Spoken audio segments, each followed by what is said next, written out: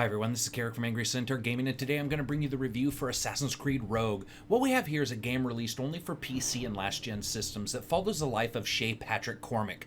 Shay is a different beast, and the game has made no bones about the fact that he's the assassin who's found a new calling and begun to hunt down others using the skills taught to him by their most elite of leaders, which includes a terribly voice-acted bar winch/housekeeper, the dude Thunder from Killer Instinct, and your own brother, who, when teamed up with Shay, makes the player constantly think that the game is a fantasy version of the Boondock Saints, with the handguns replaced by airsoft rifles and scimitars. But is Assassin's Creed Rogue a failure like Revenge of the Sith, starring a character that switched sides, slaughtering old friends left and right? Or is Assassin's Creed Rogue more like Taken, a story about a man with a particular set of skills that find out he has a job to do and sets out to do them regardless of who and what gets in his way, even if it's a fucking iceberg or the game itself? Also, why is this only coming out on past-gen systems and the PC? It's the true sequel and bridge game for the Assassin's Creed trilogy. I just don't get it. Anyway, whatever. So let's check the game out and see. Remember, this review is caffeinated to the gills, which means no pauses or pillow talk for the pampered crowd, pure speed and info all the way through. Let's do this. Graphics are up first. For the past-gen game, this doesn't actually look that bad. Characters, textures, and animations are all about what you would expect from a past-gen game, and everyone looks the part, even if some of them don't sound like it, but we'll get to that in a moment. The world is a mix of the typical tropical locations you've come to expect, in addition to the deep Atlantic and the ice, wind, and rain that traveling to that extreme can provide. The weather effects and new location types are done really well, though icy areas can be a bit blown out contrast-wise, and due to the new texture types, you can end up thinking you can climb a location that you actually can't. But let's be honest, it wouldn't be an Assassin's Creed game if you didn't spend a small amount of time playing hide the sausage with a poorly textured wall anyway. All in all, the graphics were good though, and the frame rate didn't seem to miss a beat. Ship battles were fast and furious, and though the game doesn't offer any measurable improvement to Black Flag's graphics engine, it doesn't take a step back, though it can be a bit wonky to feel like you're in Jamaica Mun in one moment and then fighting icebergs 10 seconds later and in danger of turning into a shaysicle, but whatever. Lastly, one place the game does take a hit is the shadows that flicker and slide all over the characters' faces like the sun's changing position every 13 seconds or you play in Skyrim. It's all kinds of odd looking and ruins moments from time to time within the game, especially during cutscenes. Sound, music, and voice.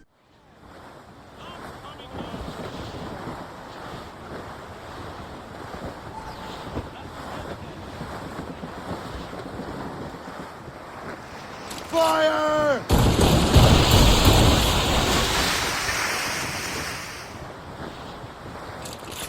Fire!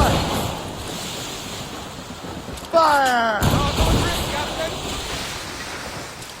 Fire! The sound is once again phenomenal, and the excellent ship-to-ship and hand-to-hand sound effects from the previous games have made it here. Guns still sound a bit poppy for me, and the new air gun you get at the starting of the game does in fact sound just like an air gun, which is weak and underpowered. But what it lacks for in the overall oomph, it makes up for in the effect when you shoot somebody with a berserk dart and watch them waylay their old friends like a polar bear playing with Alaskan trash cans. Music. The music here was good if not excellent, and I think I did pick up on a few new sea chanties within the game, and I'm always for that. The music was atmospheric when it needed to be, and then when it didn't, it sort of shrunk down to being barely noticeable. Sadly, it was actually somewhat forgettable, and there wasn't a single track that grabbed me or had me wishing I had the soundtrack. But this game also didn't have as many stirring moments as past games. It's a different style of Assassin's Creed game, and in a way that requires a different thought process and approach for the music. The sense of wonder isn't here as much as the sense of duty and treachery, which means the soaring discovery tracks of past games have sometimes been replaced by the more earthy feeling and vibe to the overall music. Voice. Funny.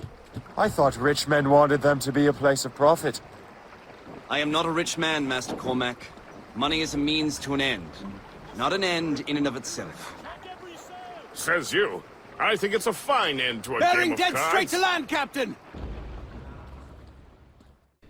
Really hit and miss. The main characters are fine, but one of the teachers at the starting of the game not only sounds out of place, her lines are just plain bad, and then later on, one of your first mates sounds like a cross between a movie trailer announcer and someone who just came from their first acting lesson and they didn't do well. Strangely, that character actually got better the farther along the game went, but the others didn't.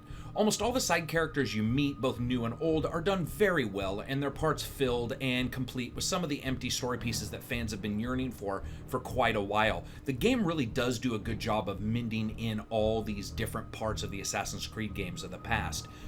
Then there's the cream of the crop. A noxious and infuriating character in the real world who is the combination of a bully older sibling, a know-it-all, and the laziest human known to all man wrapped up into one. No, sirs and ma'ams, this isn't Khloe Kardashian.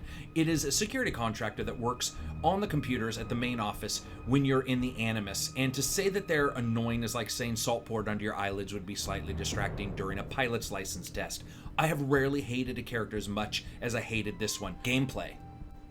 Let's be honest, the overall gameplay is identical to Black Flag, except they didn't include the underwater diving bits, and that might be because it's set in the areas where it's fucking frozen, and diving into it buck-ass naked isn't that smart to begin with, let alone staying underwater for very long. You do have a couple new weapons, including a sweet air gun that shoots darts that can drive people berserk or put them to sleep. Actually, that's a lie. It makes them sort of nap, and during that time, you can snuff out their life like the Grim Reaper has a vendetta against them, or you can leave them to wake naturally and possibly sneak up behind you and shiv you without hesitation of their own. So of course I killed everyone and everything. In fact, my version of the game should just be called Killer's Creed, but that's beside the point. As always, you're quickly the master of the seas, and once again you have an insanely lengthy way to go about upgrading your ship. As with Black Flag, this is where a good deal of the meat of the game is for most players, and if you like that sort of thing, then there's an absolutely insane amount of sea combat to enjoy, and I refuse to believe that most gamers don't start humming to themselves when their men begin singing one of those chanties and the wind is whipping the sails at full mast.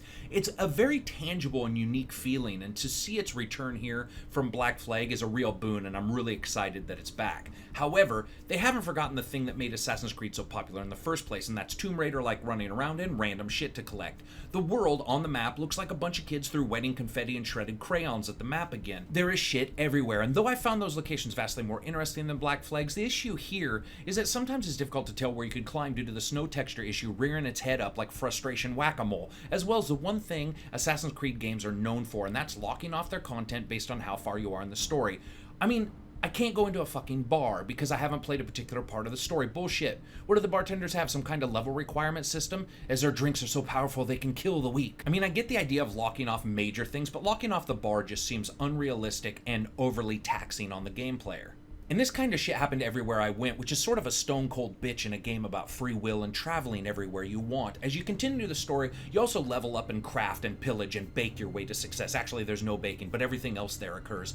This is one of the closest true sequels to an Assassin's Creed game I think we've ever got. It doesn't stray from the titles, it is really directly in line and offers an insane number of interactions with characters that have become Assassin's Creed canon from the games before it. The real changes here are the fact that the assassins will use the skills you've had in the past games against you, leaping out of the bushes or from on high to do their damage to treat you like that one last nail in the board that won't go down. This changes up the gameplay a good deal and really does make the overall world very interesting to see and explore. It's from the other side of the fence. There's a tangible sense of tenseness when facing off some of the enemies, which have never really occurred in the Assassin's Creed games, especially for me, and waiting out stalkers as you listen to their insane whispers to try to locate them before they leap out just like you would have done years before is truly excellent fun. However, there are some problems here. One is that the game decides to interrupt you with a tutorial every 6 seconds, and if you die during a mission, expect to see that tutorial like 56 times. That's more times than I ever want to see my own wife, let alone a game telling me how to use firecrackers. And the game doesn't give a shit if you're in the middle of a jump or battle or sex or snorting whale blubber from an overweight prostitute's butt. It just slides in, interjects itself, and interrupts whatever you're doing with a tutorial. This resulted in a good number of deaths on my part, as tutorials would occur while I was in mid-action, leaving me at the whim of a broken combo or being just simply lost in a 6-man fight with low-level ninjas who really didn't like me that much.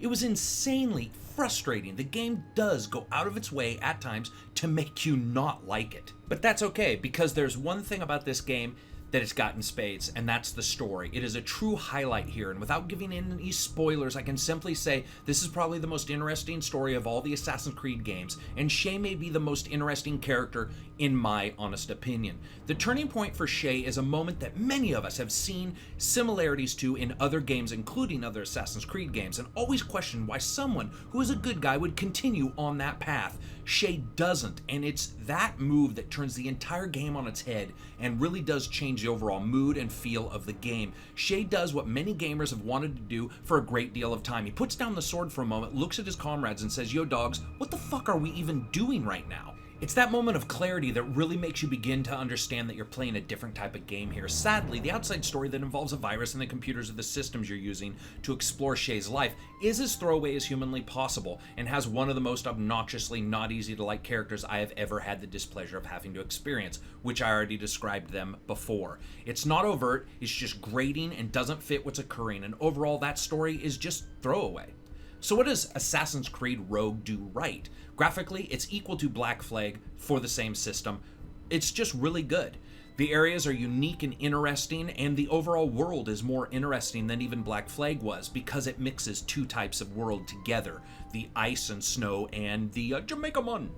The story is insanely interesting. Now again, that's in my honest opinion. Maybe not everybody will agree with that, but the mix of the assassins attacking you and using your skills, as well as the story moment where you sort of put down your sword and say, what the fuck are we doing? Great points.